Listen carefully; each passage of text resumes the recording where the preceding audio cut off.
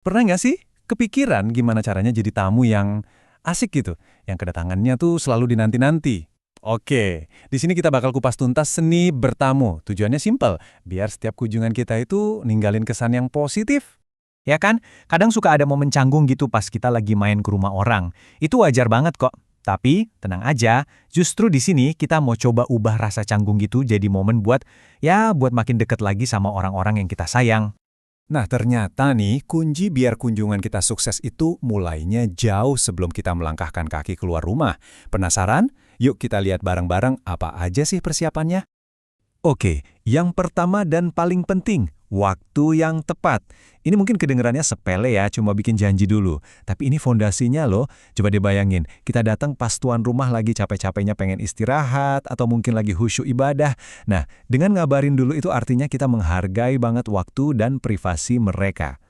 Dan yang menariknya lagi nih, selain soal sopan santun umum, dalam tradisi Islam itu ada loh 3 waktu spesifik yang sebaiknya kita hindari banget buat bertamu.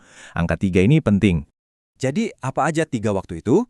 Pertama, pagi-pagi banget sebelum subuh. Kedua, pas tengah hari, ya, waktu orang biasanya istirahat siang. Dan yang ketiga, larut malam setelah Isya. Kenapa? Karena ini tuh waktu-waktu privat buat keluarga, buat istirahat, buat ngumpul bareng. Jadi dengan kita nggak datang di waktu-waktu ini, itu udah nunjukin rasa hormat yang dalam banget. Oke, persiapan udah. Sekarang kita maju ke momen pas kita nyampe depan pintu rumahnya. Di sini ada etiket-etiket simpel yang efeknya bisa besar banget. Coba deh perhatiin detail kecil ini. Posisi kita berdiri itu di samping pintu, bukan pas di depannya. Kenapa gitu? Ini bijaksana banget loh. Soalnya pas pintu dibuka, kita nggak langsung ngeliat ke dalam rumah. Cara simpel tapi powerful banget buat ngejaga privasi mereka. Ini adab yang dicontohkan langsung oleh Rasulullah. Terus soal minta izin masuk. Ucapkan salam, ketuk pintu, tapi secukupnya aja ya, kasih jeda. Nah, aturan 3 kali ini benar-benar ngajarin kita buat sabar. Kalau setelah 3 kali nggak ada jawaban, ya udah mungkin emang bukan waktu yang pas. Jauh lebih baik kita pulang dengan ikhlas dan coba lagi lain waktu daripada maksa dan bikin tuan rumah nggak nyaman. Dan satu lagi yang paling penting, jangan pernah mengintip. Ini benar-benar larangan keras. Saking pentingnya ngejaga privasi pemilik rumah, ada hadis yang bilang kalau sampai ada yang ngintip tanpa izin dan matanya nggak sengaja tercederai sama pemilik rumahnya itu nggak berdosa. Ini nunjukin betapa seriusnya urusan privasi ini. Oke, kita udah diizinkan masuk nih. Perjuangan belum selesai, hehe. Di dalam rumah, adab kita harus tetap dijaga buat menghormati tuan rumah dan tempat tinggalnya. Nah, biar kita jadi tamu yang baik, kita juga perlu ngerti dari sisi tuan rumah. Dalam Islam, memuliakan tamu itu adalah sebuah kehormatan, bahkan cerminan iman seseorang loh. Jadi, waktu mereka nyambut kita dengan hangat, nyapin ini itu bagian dari akhlak mulia mereka. Tugas kita sebagai tamu, ya membalas kebaikan itu dengan sikap yang baik juga. Intinya gini, jadilah tamu yang bikin suasana jadi adem, bukan malah bikin repot. Cukup duduk di tempat yang udah disiapin, ngobrol dengan suara yang wajar. Ketawa juga jangan berlebihan. Terus, hargai apapun yang disajikan. Cicipi aja walaupun sedikit. Jangan juga nanya-nanya yang sifatnya pribadi banget. Sikap-sikap simple kayak gini tuh udah jadi bentuk penghargaan terbaik buat tuan rumah.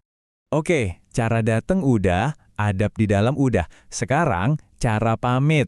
Ini sama pentingnya loh, kalau nggak mau dibilang lebih penting. Intinya, jangan kelamaan. Kita harus peka sama waktu. Mungkin aja kan tuan rumah ada urusan lain setelah kita. Jadi kalau tujuan kita bertamu udah selesai, langsung aja pamit baik-baik. Kesannya bakal jauh lebih bagus daripada kita terus-terusan di sana sampai tuan rumahnya bingung gimana cara ngusirnya. Nah, ngomongin soal waktu, ada konsep yang menarik banget nih, khususnya kalau kita nginep. Batas maksimal kita dijamu sebagai tamu kehormatan itu adalah 3 hari. Setelah 3 hari, kalau tuan rumah masih berbaik hati, itu udah dihitung sebagai sedekah. Keren ya? Ini benar-benar ngajarin kita soal keseimbangan hak dan kewajiban. Dan sebelum kita benar-benar pamit, ada satu hadiah terindah yang bisa kita kasih. Apa itu? Doa. Doain tuan rumahnya. Ini cara paling tulus buat bilang makasih dan sekaligus memohonkan kebaikan buat mereka yang udah baik banget sama kita. Jadi, pada akhirnya kita bisa lihat ya, kalau adab bertamu ini sebenarnya soal hubungan timbal balik yang indah antara tamu dan tuan rumah. Lihat deh perbandingannya. Ini tuh kayak cermin. Tamu ngasih kabar sebelum datang, tuan rumah nyambut dengan ramah. Tamu jaga sopan santun, tuan rumah menjamu dengan yang terbaik. Tamu nggak ngerepotin, tuan rumah bahkan nganterin pas kita pulang. Ini siklus kebaikan yang saling berbalas, yang dasarnya adalah rasa saling menghargai. Semua ini kan sebenarnya hal-hal kecil ya, tapi kalau kita fokus sama tindakan-tindakan kecil yang penuh perhatian ini, dampaknya besar. Kita nggak cuma jadi tamu yang lebih baik, tapi kita juga ikut memperkuat ikatan silaturahmi. Jadi pertanyaannya buat kita semua, apa nih satu perubahan kecil yang bisa kita lakuin mulai dari sekarang?